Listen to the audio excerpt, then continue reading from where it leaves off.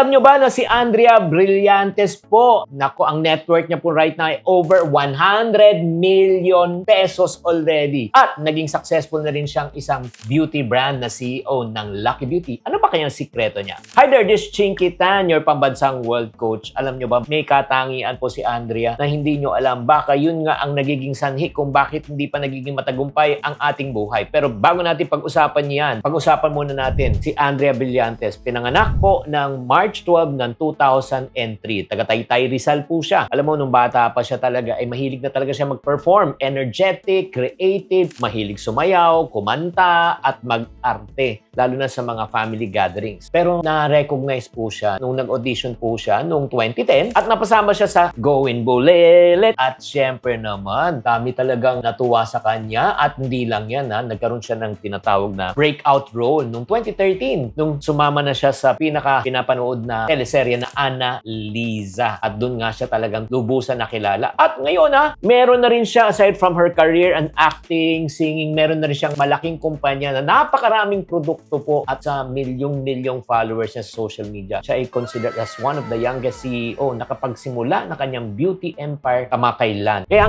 ang tanong, ano kaya ang sikreto ng tagumpay? Yan ang pag-uusapan po natin na ituturo ko ba sa video na ito. Alam mo, ang unang sikreto niya, aside from having millions of followers, yung kanyang tinatawag na product range. Ang kanyang kumpanya na Lucky Beauty offers a comprehensive line of cosmetic. Kasama na yung makeup, lip products, blushes. Alam mo, napakagaling ng kapartner niya. Kung sino man ang kapartner niya, napakagaling po. At number 2, ang ganda ng market positioning niya. Bakit? Pinosisyon nila yung produkto nila na environmental friendly, at the same time beginner friendly for all types of skin. And then ito pa, pinasok niya ang isang negosyo na align po sa kanyang kalakasan at kagandahan. Yan po yung tinatawag na beauty and wellness. Alam nyo ba, ang skin care business po ay aabot daw ng 75 billion pesos in the year 2026 according to Philippine Star. At marami na pong magagandang mga testimonies po na gumagamit po. At the same time, very involved din siya. Importante rin niya. Kung gusto niyo maging successful ang business niyo, kailangan hands-on ang approach niyo. Despite of her busy career as an actress, last but not least, ginamit na rin niya ang kanyang kasikatan para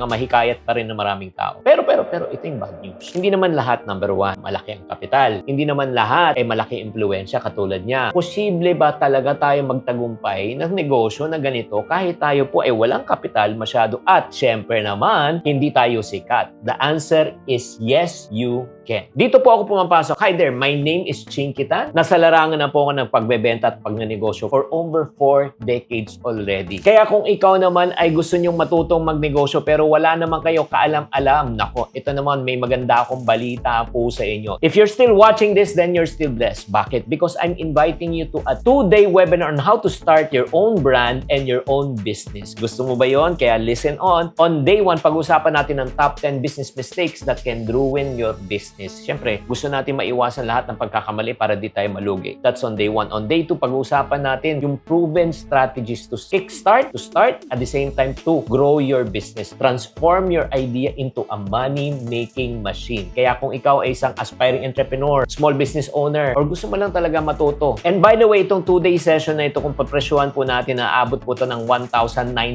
pesos. However, for you guys today, this is absolutely for free. Yes, you heard it right. Libre po siya for 2 days. Kaya don't miss this chance to jumpstart your entrepreneurial journey. Register right now and take the first step. And FYI, 500 lang po 500 lang po ang pwedeng papasukin sa Zoom meeting. Kaya unahan na lang po. First come, first serve. Kaya kung kayo interesado, click the link below or on top or just type go ako right now in the comment section. So ano pang hinihintay nyo? See you there!